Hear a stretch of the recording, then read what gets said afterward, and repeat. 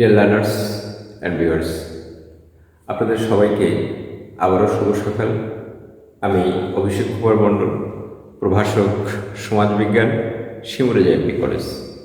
Deer learners and viewers, আমরা আজ আলোচনা করব সমাজবিজ্ঞান প্রথম পত্রের তৃতীয় অধ্যায়। আমাদের আজকের পাঠ্য সমাজবিজ্ঞানীদের মতবাদ এবং অবদান। তাদের যে মতবাদ আছে এবং যে অবদান আছে, সেই অবদানসমূহ এবং তাদের মতবাদসমূহ আলোচনা করব। আর আজকে আমরা বিশেষত আলোচনা করব ইবনে খালদুন, প্রখ্যাত দার্শনিক। আমরা সমাজবিজ্ঞানে তার যে অবদান সেই সম্পর্কে জানার চেষ্টা করব। ডিয়ার লার্নার্স অ্যান্ড ভিউয়ার্স, আমরা যদি ইবনে খালদুন সম্পর্কে জানতে চাই, তিনি ইতিহাসের অত্যন্ত এক গুরুত্ববহ ব্যক্তি। তিনি ইতিহাসের একটি বিশেষ অংশ জুড়ে আছে। আমরা যে আধুনিক সমাজবিজ্ঞানের জনক হিসেবে ফরাসি দার্শনিক অগস্ট কোত এর নাম স্মরণ করছি, শ্রদ্ধার সাথে আমরা এই নামটি উচ্চারণ করছি, কিন্তু আগস্ট কোতের পাশাপাশি দ্য ফাদার অফ সোশিয়োলজি হিসাবে আমরা আগস্ট কোতের পাশাপাশি যে নামটা অত্যন্ত শ্রদ্ধার সাথে স্মরণ করি, তিনি হচ্ছেন ইবনে খালদুন। ইবনে খালদুন মুসলিম ঐতিহাসিক, রাজনীতিবিদ, সমাজ দার্শনিক। তিনি 1332 খ্রিস্টাব্দে 27শে মে তিউনিসিয়ায় বসবাসকারী আন্দোলুসিয়ান অর্থাৎ মুসলিম স্পেন এই পরিবারে তিনি জন্মগ্রহণ করেন। ইবনে খালদুন তার ডাকনাম হচ্ছে আবু জায়েদ। ইবনে খালদুনের আমি আবারও বলছি, ইবনে খালদুনের ডাকনাম হচ্ছে আবু জায়েদ। তার মূল নাম ছিল আব্দুর রহমান। প্রিয় শিক্ষার্থী, মাত্র 20 বছর বয়সে তিনি ছোটবেলা থেকে অত্যন্ত মেধাবী ছিলেন। তার যে ধীশক্তি সেটি অত্যন্ত ছোটবেলা থেকেই প্রকাশ পেয়েছে। আমরা মাত্র 20 বছর বয়সে দেখেছি যে তিনি তিউনিসিয়ায় যে হাফসি সুলতান আবু ইসাক ইব্রাহিমের খাস মুন্সি, আমরা বর্তমান প্রেক্ষাপটে মন্ত্রীর পদমর্যাদা, সেই খাস মুন্সি তিনি নিযুক্ত হন। পরবর্তী সময়ে তিনি আফ্রিকার আন্তঃরাষ্ট্রীয় সমস্যার শান্তি প্রতিষ্ঠার জন্য তিনি বার্তাবাহক হিসেবে কাজ করেছিলেন। তিনি এই শান্তি প্রতিষ্ঠার দূত হিসেবে নিজেকে নিয়োজিত করেছিলেন, কিন্তু তার এই প্রচেষ্টাটি কোনো কারণে ব্যর্থ হয়ে যায়। এই প্রচেষ্টাটি সফল হয়নি। পরবর্তী সময়ে তিনি 1374 খ্রিস্টাব্দের দিকে একটি নির্জন গুহাতে ইবনে সালমার দুর্গে প্রায় 4 বছর ধরে নিজেকে নিজেকে ধরে রাখেন। সেখানে বাইরের যোগাযোগ তিনি বন্ধ করে দেন এবং সেখানে তিনি নিজেকে গভীরভাবে বাংলার বিভিন্ন ইতিহাস, দর্শন, সমাজবিজ্ঞান সম্পর্কে গভীর অধ্যয়ন শুরু করেন এবং এ সম্পর্কে প্রভূত জ্ঞান তিনি অর্জন করেন। পরবর্তী সময়ে তিনি আল আজহার বিশ্ববিদ্যালয়ে প্রধান অধ্যাপক হিসেবে নিযুক্ত হন। ডিয়ার লার্নার্স অ্যান্ড ভিউয়ার্স, এরপর তিনি মিশরের প্রধান বিচারপতি, চিফ জাস্টিস হিসেবে নিযুক্ত হন। মৃত্যু পর্যন্ত তিনি এই পদে আসীন ছিলেন। আমরা ইতিহাসের পাতায় তার এই এই স্মরণীয় নাম, বরণীয় নাম, এই বরেণ্য দার্শনিক, স্মরণীয় দার্শনিক 17ই মার্চ 1406 খ্রিস্টাব্দে 74 বৎসরের বয়সে মিশরের কায়রোতে, অর্থাৎ আমরা মিশরের যে রাজধানী সেখানে তিনি মৃত্যুবরণ করেন। তার বয়স ছিল তখন 74 বছর। ডিয়ার লার্নার্স অ্যান্ড ভিউয়ার্স, আমরা হোয়াট ডিড ইবনে খালদুন, ইবনে খালদুন কি করেছিলেন যে কারণে আমরা তাকে এতটা শ্রদ্ধার সাথে তার নাম স্মরণ করছি? ইবনে খালদুন বিখ্যাত দার্শনিক, মুসলিম দার্শনিক। তিনি একটি বিখ্যাত গ্রন্থ রচনা করেছিলেন। সেই গ্রন্থটির নাম হচ্ছে কিতাব আল ইবাদ। ডিয়ার লার্নার্স অ্যান্ড ভিউয়ার্স, এই গ্রন্থটি 3টি পর্যায়ে বিভক্ত ছিল। প্রথম পর্যায়, দ্বিতীয় পর্যায় এবং তৃতীয় পর্যায়। আমরা প্রথম পর্যায়টি মুকাদ্দিমা, আমরা এর বাংলা অর্থ যদি বলি তাহলে ভূমিকা, আমরা ইংরেজিতে যদি বলি প্রোলোগোমিনা, অর্থাৎ আমরা প্রোলোগোমিনা টু ইউনিভার্সাল হিস্টোরি, অর্থাৎ বিশ্ব ইতিহাসের যে সূচনা, যে ভূমিকা, আমরা এই প্রথম পর্যায়ে বইয়ে আমরা পরিলক্ষিত। প্রথম বইয়ের তার 3টি পর্যায়ে প্রথম পর্যায়ে এটা পরিলক্ষিত হয়। ডিয়ার লার্নার্স অ্যান্ড ভিউয়ার্স, এরপরে আমরা তার বইয়ের যে দ্বিতীয় পর্যায়, এই দ্বিতীয় পর্যায়ের অন্তর্ভুক্ত হলো আরবি ভাষায় লিখিত ইবনে খালদুনের সময়ে পূর্বেকার যে আরবদের ইতিহাস এখানে লিপিবদ্ধ আছে, অর্থাৎ তাদের বংশ পরম্পরার যে রাজতন্ত্র, সমসাময়িক বিভিন্ন জাতি এবং বিখ্যাত মানুষদের বিভিন্ন আলোচনা আমরা এখানে দেখে থাকি। ডিয়ার লার্নার্স অ্যান্ড ভিউয়ার্স, আমরা ইবনে খালদুনের এই কিতাব আল ইবাদ গ্রন্থে যে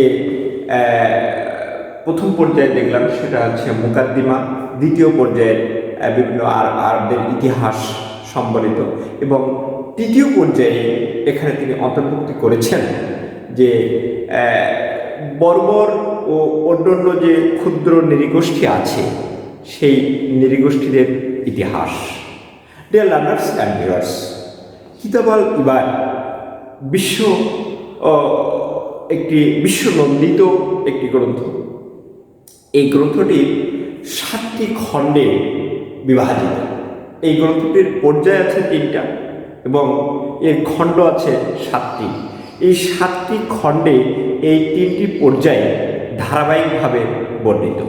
ডিয়ার লার্নার্স অ্যান্ড ভিউয়ার্স, আমরা তার যে প্রথম খণ্ডটির কথা বলছি আল মুকাদ্দিমা, এই যে প্রোলোগোমিনা টু দ্য ইউনিভার্সাল হিস্টোরি, এখানে একটি প্রত্যয় উল্লেখ আছে যেটি হচ্ছে আল উমরান। এই মানে ভূমিকার মধ্যে তিনি এই আল উমরান কথাটি উল্লেখ করেছেন। আর আল উমরান কথাটি বাংলা অর্থ হচ্ছে সংস্কৃতি বিজ্ঞান সম্পর্কিত আলোচনা।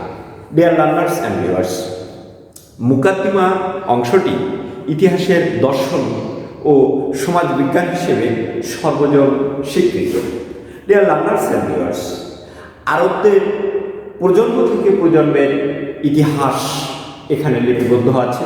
আমরা দেখেছি যে 14 খ্রিস্টাব্দ পর্যন্ত প্রাচীন জাতিসমূহের যে ইতিহাস এখানে ধারণ করে আছে।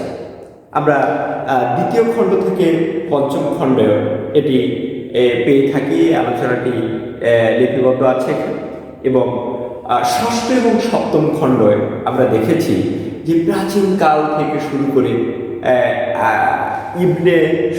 ইবনে খালদুনের সময় পর্যন্ত বা তার সমসাময়িক সময় পর্যন্ত যে বর্বরদের ইতিহাস এখানে লিপিবদ্ধ রয়েছে। ডিয়ার লার্নার্স অ্যান্ড ভিউয়ার্স, আমরা ইবনে খালদুন 1380 খ্রিস্টাব্দে কিতাব আল ইবার এর প্রথম খণ্ডটি অর্থাৎ মুকাদ্দিমা এটি রচনা সমাপ্ত করেন এবং গ্রন্থটির সপ্তম খণ্ড 1392 অর্থাৎ 80 সালে তিনি গ্রন্থটি রচনা শুরু করেছিলেন এবং এর সপ্তম খণ্ডটি সম্পূর্ণ হয় 1380 অর্থাৎ দীর্ঘ 80 খ্রিস্টাব্দ থেকে 1392 খ্রিস্টাব্দ অর্থাৎ দীর্ঘ 12 বছর ধরে তিনি এই গ্রন্থটি রচনা করেন। ডিয়ার লার্নার্স অ্যান্ড ভিউয়ার্স, আমরা এবার আলোচনা করছি যে আল উমরান হচ্ছে সংস্কৃতি বিজ্ঞান সম্পর্কিত আলোচনা। ডিয়ার লার্নার্স অ্যান্ড ভিউয়ার্স, ইবনে খালদুন ইতিহাসকে কেবলমাত্র লিপিবদ্ধ একটি কাহিনী হিসেবে দেখেননি। তিনি যে কোনো কিছু লিপিবদ্ধ ঘটনায় যে ইতিহাস, তার আলোচনা থেকে আমরা এরকমটি পাই না, এরকমটি দেখি না। তিনি বরং ব্যাখ্যা ও যৌক্তিকতার আলোকে ইতিহাসকে রচনা করতে চেয়েছেন। ডিয়ার লার্নার্স অ্যান্ড ভিউয়ার্স, যা পরবর্তীকালে সামাজিক দর্শনে পরিণত হয়। তার মতে according to the point of Ibn Khaldun, ইতিহাস পরিবর্তনশীল সমাজে সামগ্রিক পরিবর্তনের একটি দলিল। পরিবর্তনশীল সমাজে সামগ্রিক পরিবর্তনের একটি দলিল হচ্ছে ইতিহাস। তাই সঠিক ইতিহাস রচনার ক্ষেত্রে সামাজিক, রাজনৈতিক, অর্থনৈতিক, নৈতিক পরিবর্তনের কার্যকারণের যে বিষয়টি সেটি যেমন লক্ষ্য রাখা জরুরি, যেমন সঠিক দৃষ্টি নিবদ্ধ করাটা যেমন জরুরি, তেমনি তথ্যের সত্যতা এবং এর যে অর্ডার অর্থাৎ এর যে সুসংবদ্ধতা এটাও গুরুত্বপূর্ণ, এটাও নিশ্চিত হওয়া দরকার। এটি ইবনে খালদুনের ক্ষেত্রেই আমরা দেখি। ইবনে খালদুন তার নিজে আবিষ্কৃত এই যে বিজ্ঞান, এটি তার নিজস্ব বিজ্ঞান, এটি তার নিজস্ব আবিষ্কৃত স্বাধীন একটি বিজ্ঞান হিসেবে আখ্যায়িত করতে চেয়েছেন, যার বিস্তারিত বর্ণনা তার যে আল মুকাদ্দিমা এর অন্তর্ভুক্ত। আল উমরান বিষয়টিকে এখানে তিনি 6টি ভাগে ভাগ করে দেখিয়েছেন। প্রথমে তিনি বলতে চেয়েছেন যে মানুষের যে সাধারণ সমাজ, প্রথম ব্যাখ্যায় তিনি বলেছেন মানুষের সাধারণ সমাজ, তার ধরন, বিশ্বে তার ভূমিকা। ডিয়ার লার্নার্স অ্যান্ড ভিউয়ার্স, এখানে তিনি মানব সমাজ এবং এর প্রয়োজনীয়তা, ভূগোল, নৃবিজ্ঞান, যোগাযোগ ব্যবস্থা, বিভিন্ন জনগোষ্ঠীর যে ধর্মীয় জীবন বা তাদের মনস্তাত্ত্বিক যে ব্যাখ্যা সেটি দেওয়ার চেষ্টা করেছেন। ডিয়ার লার্নার্স অ্যান্ড ভিউয়ার্স, এর পরে তিনি দ্বিতীয় ভাগে আলোচনা রেখেছেন যে যাযাবর জাতি, উপজাতি ও অসভ্য জাতি। ডিয়ার লার্নার্স অ্যান্ড ভিউয়ার্স, এখানে যাযাবর বা বেদুইনদের নিয়ে যে আলোচনা উপস্থাপিত হয়েছে তার সামাজিক তত্ত্ব এখানে আল আসাবিয়া নামে পরিচিত। ডিয়ার লার্নার্স অ্যান্ড ভিউয়ার্স, এরপরে তৃতীয় যে ক্ষেত্রে তিনি আলোচনা করেছেন যে রাজা খলিফার শাসন, সার্বভৌম রাজতন্ত্রের যে শাসন ব্যবস্থা, এখানে যে রাজেন্দ্র বর্গদের তাদের যে শাসন ব্যবস্থা, তাদের শাসন সময়কাল, তাদের সাময়িক যে অবস্থা কেমন ছিল সেখানে তিনি আলোচনাটি রেখেছেন।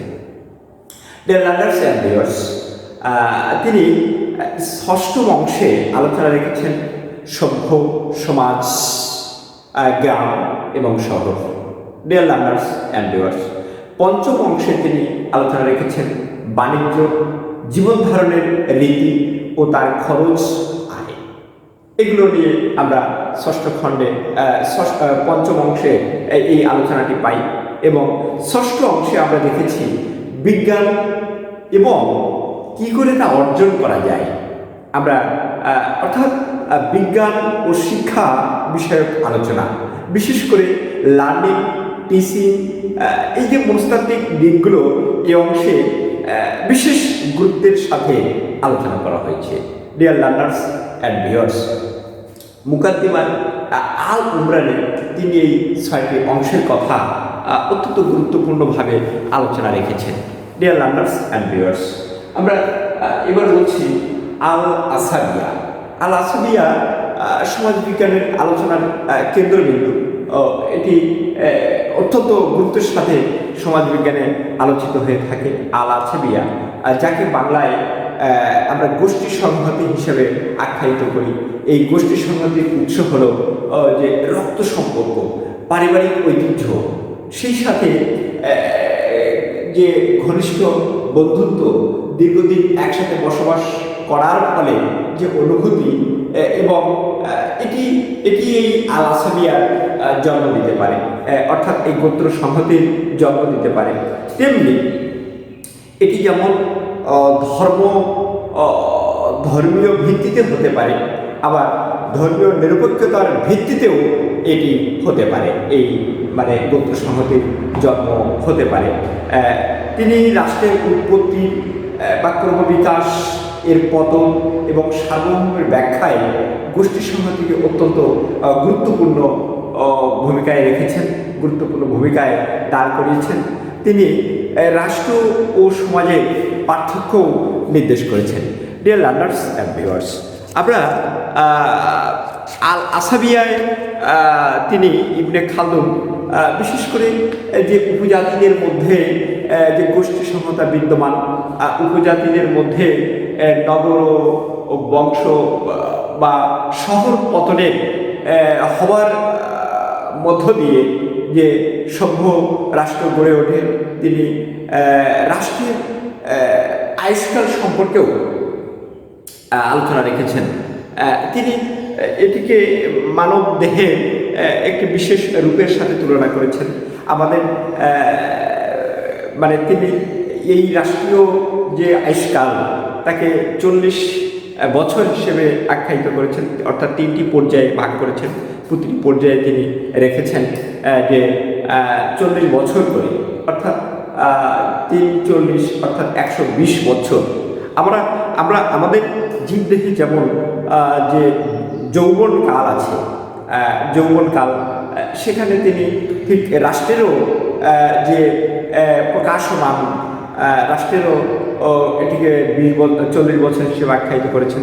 তারপরে তার যে শৌর্য বীর্য, তার যে জ্যোতি, তার যে উন্নয়ন, এটাকে তিনি আরও 40 বছর হিসেবে ধরেছেন। এবং পরবর্তী পর্যায়ে যে পতনকাল, সেটাকেও তিনি 40 বছর ধরেছেন। অর্থাৎ আমাদের দেহের সাথে তিনি খানিকটা তুলনা করেছেন। আমাদের দেহের যেমন জন্ম, বৃদ্ধি, তারপরে আমাদের উন্নয়ন এবং তারপরে আমাদের পতন, এইভাবে রাষ্ট্রেরও একটি বিশেষ দিক থাকে। সেই রাষ্ট্রের প্রতিটি ফেজে তিনি 40 বছর করে রেখেছেন। 40 বছর অর্থাৎ প্রথমে একটি রাষ্ট্রের যে ধীমান বিকাশ, তারপরে এর উন্নয়ন এবং এর শৌর্যবীর্য প্রকাশ, এর পরবর্তী পর্যায়ে সেই রাষ্ট্রের পতন। ডিয়ার লার্নার্স অ্যান্ড ভিউয়ার্স, আমরা এরপরে আলোচনা রাখতে চাই যে আবহাওয়া ও জলবায়ু, অর্থাৎ ওয়েদার অ্যান্ড ক্লাইমেট, এই সম্পর্কে ইবনে খালদুনের যে সমাজতাত্ত্বিক যে বিশ্লেষণের যে সূত্র, এটি অত্যন্ত গুরুত্বপূর্ণ। তিনি বলেছেন যে মানুষের চরিত্র, নৈতিক গঠন, তারপরে রাষ্ট্রীয় সংগঠন, কৃষি, সংস্কৃতি, এটি ক্রমবিকাশ, এটি আবহাওয়া এবং ভৌগোলিক পরিবেশের সাথে অত্যন্ত গুরুত্বপূর্ণ। আবহাওয়া মানুষের উপরে অত্যন্ত গুরুত্বপূর্ণভাবে প্রভাব বিস্তার করে থাকে। আবহাওয়া মানুষের যে ভিতরের যে সুপ্ত প্রতিভা সেটা বাইরে আনতে সহযোগিতা করে। আবার অনুরূপভাবে কোনো মানুষের দেখা যাচ্ছে যে তার ভিতরের যে ক্রোধ, তার ভিতরের যে বিরাট, সেটিও আবহাওয়ার কারণে বেরিয়ে আসতেও পারে, বের করতে সহযোগিতা করে। তিনি আবহাওয়া এবং ভৌগোলিক পরিবেশের প্রভাব সম্পর্কে এক মৌলিক এবং তাৎপর্যপূর্ণ আলোচনা রেখেছেন। তার মতে যে কোনো দেশে সমাজ এবং সংস্কারের ক্ষেত্রে আমরা সে দেশের যে প্রাকৃতিক পরিবেশ, সে দেশের যে ন্যাচারাল এনভায়রনমেন্ট, সে দেশের যে জিওগ্রাফিক্যাল সিচুয়েশন, ভৌগোলিক যে অবস্থান, এটির সাথে আবহাওয়ার একটি বিশেষ সম্পর্ক আছে, একটি বিশেষ প্রভাব লক্ষ্য করা যায়।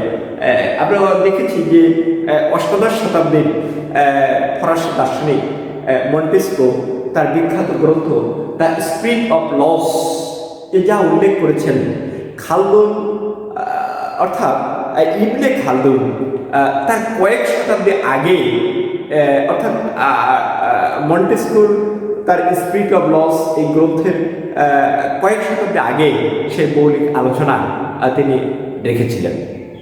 ডিয়ার লার্নার্স অ্যান্ড ভিউয়ার্স, ইবনে খালদুন এই আবহাওয়া সম্পর্কে বিস্তর একটি ব্যাখ্যা প্রদান করেছিলেন। আমরা দেখেছি ইবনে খালদুনের মতে পৃথিবীর যেসব দেশ নাতিশীতোষ্ণ অঞ্চল, অর্থাৎ such kind of just like Bangladesh, আমাদের যে আবহাওয়ার প্যাটার্ন, আমরা মোটামুটি নাতিশীতোষ্ণ অঞ্চলে বসবাস করি। এইরকম যে সমস্ত এলাকা রয়েছে পৃথিবীর অন্যান্য এলাকা, সেখানে প্রধান প্রধান বিজ্ঞান ও কলা এটার জন্ম হয় এবং এখানে খ্যাতনামা শিক্ষাবিদ, বিজ্ঞানী প্রভৃতি বরেণ্য মানুষের জন্মগ্রহণ আমরা দেখেছি।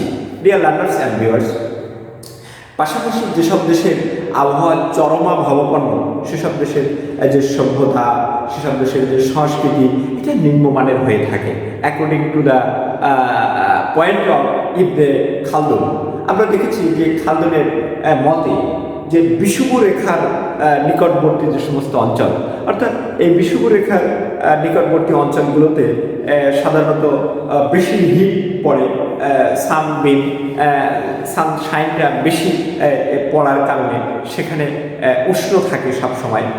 এই নিকটবর্তী এলাকার অত্যাধিক গরমের কারণে এখানে প্রগতি অর্জন এটি বাধাপ্রাপ্ত হয়, এটি মানুষের উন্নয়নের ক্ষেত্রে এটি বাধাগ্রস্ত হয়ে থাকে। তার মতে যে চরম অঞ্চলে জনবসতি কম হয়, আমরা চরম উষ্ণ অঞ্চলের জনবসতি কম দেখেছি এবং সেখানে যে জীবনযাত্রা সেটা অত্যন্ত কঠিন, সেখানকার জীবনযাত্রা কঠিন হয়ে থাকে। কিন্তু আমরা দেখেছি যে মডারেট এরিয়া, অর্থাৎ যে নাতিশীতোষ্ণ অঞ্চলের কথা বলছি, সেখানে জনবসতি বেশি হয়ে থাকে, জীবনযাত্রা অনেকটা সহজ হয়ে থাকে। এখানে সহজেই সব কিছু অ্যাচিভ করা যায়। এখানে প্রকৃতি তার অপার মহিমা বা প্রকৃতি তার অপার সৌন্দর্য বিকশিত হয়, প্রকাশমান আমরা এই নাতিশীতোষ্ণ অঞ্চলে এটা দেখতে পাই। ডিয়ার লার্নার্স অ্যান্ড ভিউয়ার্স, আমরা দেখেছি যে এই যে নাতিশীতোষ্ণ এরিয়ার মানুষ, এরা সংযমী হয়, এরা মিতব্যয়ী হয়, এরা সংস্কৃতবান হয়। ডিয়ার লার্নার্স অ্যান্ড ভিউয়ার্স, এবং স্বভাবতই আমরা দেখেছি যে গ্রিক সিভিলাইজেশন, আমরা রোমান সিভিলাইজেশন, পার্সিয়ান, আরব প্রভৃতি যে জাতির বসবাস, এটি আমরা তার পয়েন্ট অফ ভিউ থেকে দেখছি যে নাতিশীতোষ্ণ অঞ্চল। ফলে আধুনিক কালের যে পাশ্চাত্যের যে দার্শনিক, আমরা যেমন জিন বর্ডেন, মন্টেস্কো প্রভৃতি যারা প্রমিনেন্ট দার্শনিক আছেন, আমরা তারা দেখেছি যে তারাও ইবনে খালদুনের এই যে মৌলিক অবদান, এই যে মৌলিক মানে রচনায় তারা ভীষণভাবে প্রভাবিত হয়েছিলেন। অর্থাৎ তারাও ইবনে খালদুন দ্বারা ব্যাপকভাবে বা দারুণভাবে প্রভাবিত হয়েছে। তাদের লেখনীতেও ইবনে খালদুনের এটা ভেসে উঠেছে, ফুটে উঠেছে। ডিয়ার লার্নার্স অ্যান্ড ভিউয়ার্স, আমরা পরবর্তী সময়ে বিখ্যাত যে বহু সমাজবিজ্ঞানী, বহু ভূগোলবিদ, ইতিহাসবিদ, তারা সবাই হর হামেশাই ইবনে খালদুনকে তারা অত্যন্ত গভীরভাবে স্মরণ করেছেন, শ্রদ্ধার সাথে স্মরণ করেছেন। আমরা তার অবদানকে তারা বিশেষভাবে মূল্যায়ন করেছেন। ডিয়ার লার্নার্স অ্যান্ড ভিউয়ার্স, আমরা এদের মধ্যে টয়নবি, প্যারেটো, সরোকিন প্রভৃতি মনীষীর মানে তাদের কথা উল্লেখ করতে পারি, যারা ইবনে খালদুনকে ব্যাপকভাবে কদর করেছেন, অর্থাৎ তার মেধাকে তারা ব্যাপকভাবে মূল্যায়ন করেছেন। শুধু তাই নয়, ইবনে খালদুন দ্বারা তারা ব্যাপকভাবে প্রভাবিত হয়েছে। ডিয়ার লার্নার্স অ্যান্ড ভিউয়ার্স, আমরা এবারে বলবো যে ইবনে খালদুনের যে ক্রিটিসিজমে আমরা বলতে চাই যে বহুদিন তিনি মানুষের অগোচরে রয়ে গেছেন, অর্থাৎ লোকচক্ষুর অন্তরালে তিনি বহুদিন রয়ে গেছেন, কিন্তু মানব সমাজ অধ্যয়নে তার যে উদ্ভাবিত যে বিজ্ঞান, এ ধারাকে পরবর্তীতে এগিয়ে নিয়ে যাওয়ার মতো যোগ্য উত্তরসূরির হয়তো যথাযথ অভাব ছিল। এই জন্য তাকে আমরা অতটা ফলাফলভাবে দেখতে পাইনি। আমরা দেখেছি যে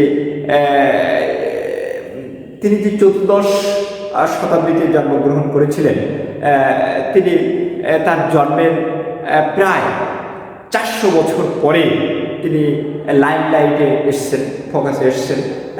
তিনি তাকে আমরা প্রায় 400 বছর পরে তাকে আমরা পেয়েছি আলোকিত হিসাবে।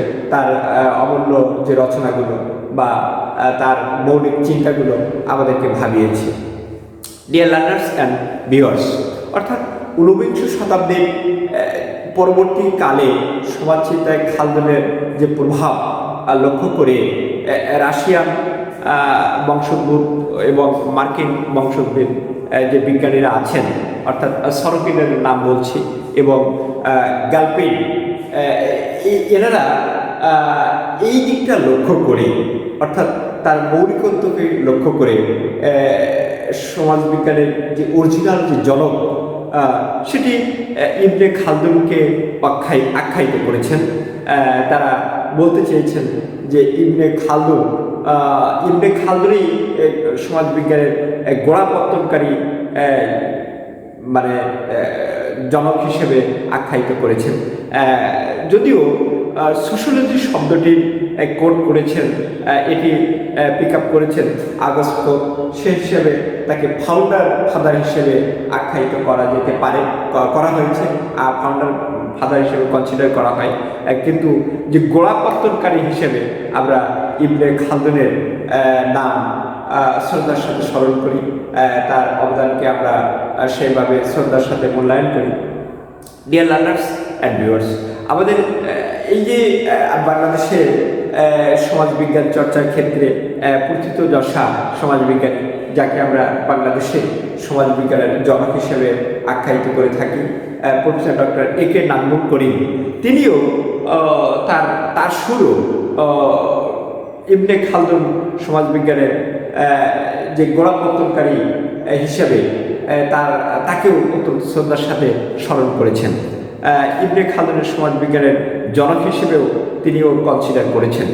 ইবনে খালদুন সেই সময়ে এটিকে একটি বিজ্ঞান হিসেবে রূপায়িত করার চেষ্টা রেখেছিলেন, সমাজবিজ্ঞানকে একটি বিজ্ঞান হিসেবে আখ্যায়িত করার চেষ্টা করেছিলেন।